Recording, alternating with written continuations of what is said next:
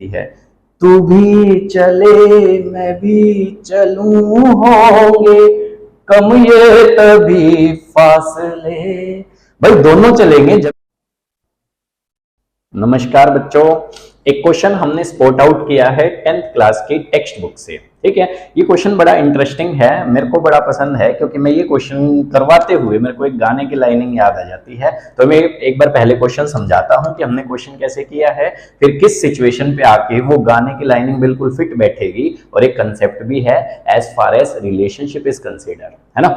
ठीक है जी, तो देखो जी सर, ए और बी दो प्लेसेस है। ए से एक व्यक्ति चल रहा है, बी से दूसरा व्यक्ति चल रहा है, और ये सेम दिशा में चल रहे हैं, तो ये 5 घंटे में कहीं पे जाके सी पॉइंट पे मिल जाएंगे। ऐसी सिचुएशन उसने दे रखी है। ठीक है जी, और ए और बी के बीच का डिस्टेंस कितना दे रखा है, उनके बीच की दूरियां कितनी दे रखी हैं सर, 100 किलोमीटर। ए और बी के बीच में 100 किलोमीटर की दूरी है।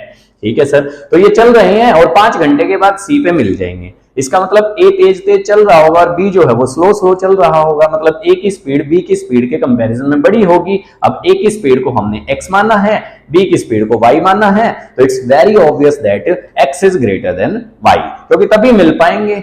ए जो है वो तेज तेज स्पीड में चलेगा बी के कंपैरिजन में, तभी हम मिल सकते हैं आगे। तो भाई मिल गए, ये पहली सिचुएशन थी। ठीक है सर, सर डिस्टेंस का फॉर्मूला होता है स्पीड इनटू टाइम। ठीक है सर, तो अब ए का डिस्टेंस जो है वो है AC और बी का डिस्टेंस जो है वो है BC।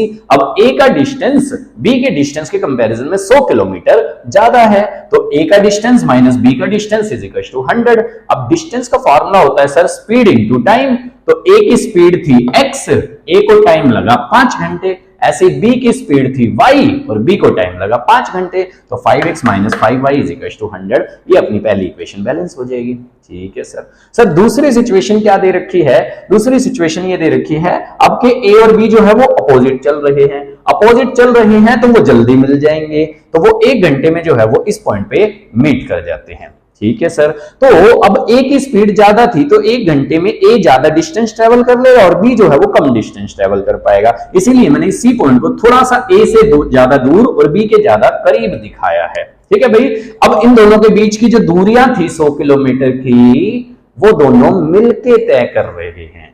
ये कंसेप्ट है, सिखाते हैं अभी कंसेप्ट भी, गाने का भी बताते हैं कि कौन से गाने की लाइनिंग फिट बैठ रही है। देखो जी, ए का डिस्टेंस प्लस बी का डिस्टेंस इज इक्वल टू 100। अब के ए का डिस्टेंस और बी का डिस्टेंस मिला के 100 किलोमीटर हो जाएगा। ठीक है सर, तो इनको इसमें कितना समय लगा सर, 1 घंटे। तो ए का स्पीड इंटू ए का टाइम, ए का टाइम था 1 घंटा, ए की स्पीड थी x, ऐसे बी की स्पीड थी y और बी का टाइम था 1 घंटा, तो मिला के ये 100 हो गया। तो ये 100 हो गया, तो ये दोनों इक्वेशन बन गई, इन दोनों इक्वेशन को सोल्व कर लेंगे। ठीक है सर, सर गाना बताओ और रिलेशनशिप का कंसेप्ट समझाओ, क्योंकि मैथमेटिक्स से हम जो है वो जनरल लाइफ के कुछ कंसेप्ट्स बड़े अच्छे से सीख सकते हैं, बड़ा अच्छा कनेक्शन है। ठीक है सर, ए और बी के बीच में दूरियां आ चुकी है, लड़ाई हो चुकी है, लाइन की कह सकते हो कि आजकल की भाषा में ब्रेकअप हो चुका है, तो इनके बीच में कितना डिस्टेंस आ चुका है सर, 100 किलोमीटर का। अब अगर ये चाहते हैं कि इनका मिलन हो तो इन दोनों को अपने बीच की दूरियों में कुछ कुछ डिस्टेंसेस चलने पड़ेंगे। हो सकता है किसी की स्पीड ज्यादा हो, किसी की स्पीड कम हो, है ना। तो अगर दोनों को एक दूसरे की दूरियां मिटानी है तो दोनों को ही चलना पड़ेगा। इस पे एक लाइनिंग फिट बैठती है, तू भी चले मैं भी चलूं, होंगे कम ये तभी फासले। भाई दोनों चलेंगे जब भी तो फासले कम होंगे ना, है ना। तू भी चले मैं भी चलूं, तभी तो दोनों के बीच के फासले कम होंगे।